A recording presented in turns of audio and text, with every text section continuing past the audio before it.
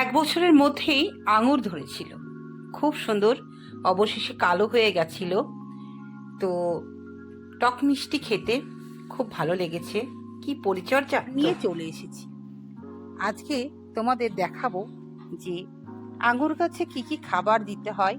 Dormancy পিরিয়ডে তো চলে গেছে, এই অবস্থায় আমরা খাবার দেব, তাহলে আগামীবার প্রচুর পরিমাণে ফুল দেবে।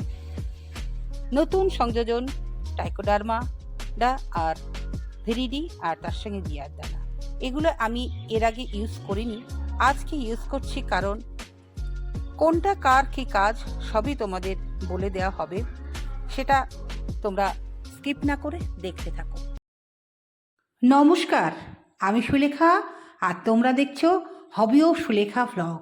আজকে আঙুর চাষ সম্পর্কে কিছু ধারণা তোমাদের দিতে চলেছি। তো তাই আমাদের দেশে যে ফলগুলো হয় না, সেই ফলগুলো যাতে আমরা আমাদের ছাদ বাগানে হোক বা গ্রাউন্ড গার্ডেনে হোক করতে পারলে ভীষণই ভালো লাগে। তো আমারও স্বপ্ন ছিল, তাই হালিশহর থেকে আঙুর দাদুর কাছ থেকে আঙুর গাছ কিনে নিয়ে এসেছিলাম, কিন্তু দুর্ভাগ্যক্রমে তাকে আমি আজ পর্যন্ত একটা টাল করে দিতে পারিনি।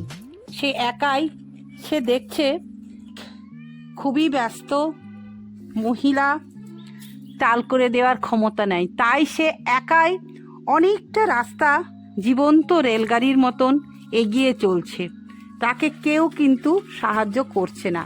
এটাই আশ্চর্যের বিষয় দর্শক বন্ধু, কেউ তাকে সাহায্য করছে না। জীবন্ত রেলগাড়ি। তো কতটা রাস্তা সে একা একা এসেছে, তাকে আমি বেঁধেও দিতে পারিনি। বুঝতে পারছো, দেখো ওই প্রান্ত থেকে এই প্রান্তেও একাই চলে এসেছে। তো আজকে আমি আসলাম, এসে দেখি এর অগ্রভাগটার অবস্থাটা কি খারাপ। এটা দু টুকরো হয়ে গেছে, আর পাচ্ছে না বেচারা, ও ভেতরে ঢুকে গেছিল। কি করব দর্শক বন্ধু, ও এইভাবেই চলে আসছে এক প্রান্ত থেকে। তো আসুক, আমি যে নতুন ড্রাগন প্রজেক্ট করছি, আমার ইচ্ছা আছে ওই ড্রাগন প্রজেক্টের ওপর এটাকে জালি করে দিয়ে দেবো, ব্যাস এইটাই আমি ভেবেছি। এখন জানি না, তবে একা একা যে এতটা রাস্তা এসেছে, অনেকটাই তাকে ধন্যবাদ। শীতের সময় আঙুর গাছের পাতা শুকিয়ে যায়, গাছের ডালও শুকনো শুকনো হয়ে যায়, ভয় পেলে হবে না। আর আমি যেখান থেকে আঙুর গাছ নিয়ে এসেছি, সেই ভদ্রলোক বলেছিলেন যে আঙুর গাছের পাতাগুলো সব টেনে টেনে ছিঁড়ে দিতে হয়। তো আমি দিচ্ছি না, যতগুলো শুকায় শুকাক। আর চলে এসেছি আঙুর গাছের কাছে। আঙুর গাছের গোড়ায় সবসময় উঁচু করে রাখতে হয়, সেটা তো তোমাদের আগেও বলেছি। এখন সেই উঁচু জায়গাটাকে পরিষ্কার করে নিয়ে ভালো করে মাটিটাকে নরম করে নিয়ে খাবার দিতে হবে। তো দেখতে থাকো কি খাবার আমি দিচ্ছি, সাথে থাকো। যে গোড়া যেটা আছে ঠিক হবে,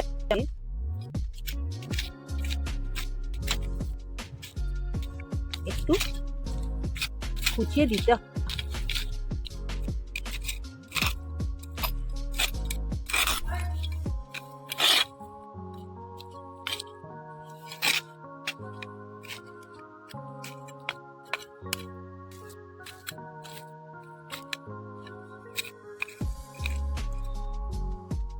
এসেছে খাবার। প্রথমেই বলি যে খাবারটা দেব তার আগে এটা হচ্ছে টাইকোডার্মা ভিরিডি। টাইকোডার্মা ভিরিডি অবশ্যই দেব। এটা একটা জৈব ছত্রাক।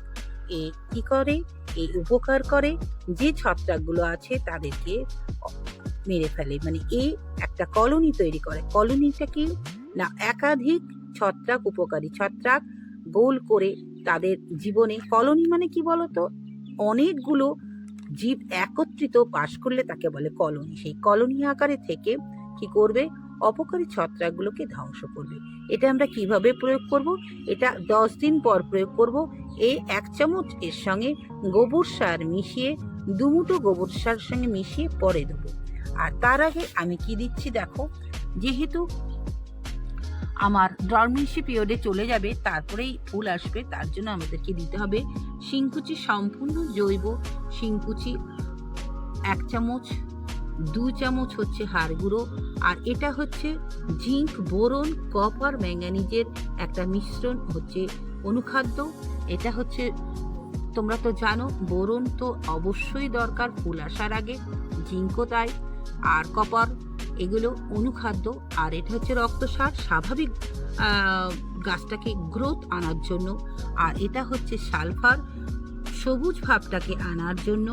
আর এটা হচ্ছে সুপার ফসফেট, অবশ্যই শিকড়ের কাজ করবে, মাটিটাকে নরম রাখবে।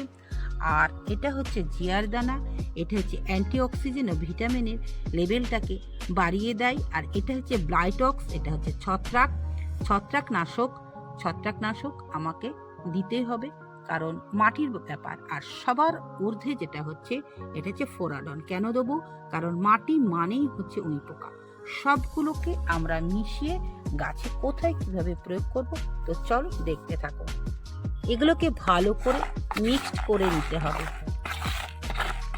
বছরে 2বার খাবার দিতে হবে, একবার ফলন হয়ে গেলে আরেকবার ফুল আসার আগে। এবার যেহেতু ওরা ঘুম জগতে চলে যাচ্ছে, তাই এটা আমাদের দিতেই হবে। অবশ্যই তোমরা যদি এর গোড়ায় মাংস ধোয়ার জল দাও তাও হবে, আবার রক্তসার দিলেও হবে।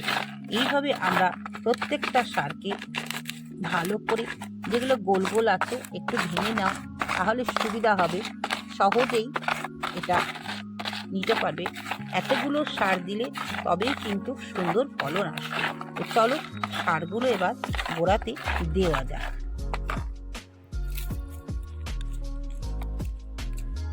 প্রত্যেকটা গোড়া থেকে একদম শিকড় বেরোবে।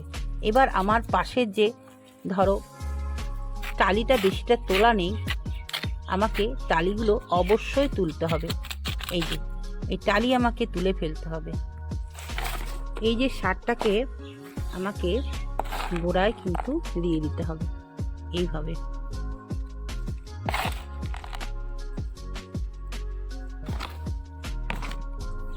এবার আমার কি করতে হবে, পুরো মাটিটা দিয়ে চাপা দিয়ে দিতে হবে,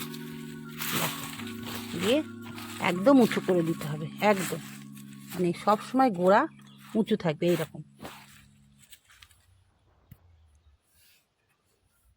ভাবে জল দিয়ে দিতে হবে। আর উপরে যখন 10 দিন হয়ে যাবে তখন ট্রাইকোডার্মা আর গোবর সারটা দিয়ে দেবো। ব্যাস, এটাই হলো আঙুরের পরিচর্যা। এবার যেহেতু রক্তসারটা দেওয়া হলো, তাহলে তো পিঁপড়েরা ভক্ষণ করতে পারে না, পিঁপড়েরা এসে এর শিকড়গুলোকে কাটতে পারে। তাই আমাদেরকে আর একটা জিনিস দিতে হবে। কি দেব, তো চলো দেখাই। আমি তো ভিতরে 1 চামচ ফোরাডন দিয়েছি, আবারও দিয়ে দিলাম। বেশি করে দিতে হবে, কারণ যেহেতু পিঁপড়ে উই পোকার ব্যাপার, তাই এটা দিয়ে দিলাম। দর্শক বন্ধু, আজকে এইটুকুই ছিল। আবারও ফিরে আসবো নতুন কিছু নিয়ে, ঠিক যখন যেটা যে গাছে দরকার সেই ভিডিওগুলোই চলে আসছে হবি অফ সুলেখা এবং হবি অফ সুলেখা ব্লগে। তোমরা দেখতে থাকো এবং ভালো লাগলে লাইক কমেন্ট শেয়ার করবে, যাতে আরও মানুষ উপকার পায়। আর নতুন বন্ধু থাকলে আবদার তো রইলই, চ্যানেলটাকে সাবস্ক্রাইব করে পাশে থাকবে। ধন্যবাদ। সকলে ভালো থেকো, সুস্থ থেকো। আবারও বলবো সবুজের সাথে থেকো। আজকে আসি, টাটা।